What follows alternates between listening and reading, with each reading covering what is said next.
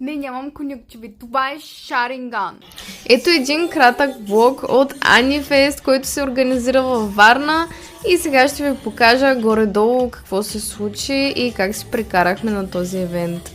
Разбира се, кей-попа беше на ниво, както и косплея и също така имаше много различни активности, които не са свързани само с гейминг косплей или кей-поп. Разбира се, и аз бях в косплей, но реших на Анифест просто да си чилвам, не да се състезавам. Започваме отново с рано ставане, както винаги.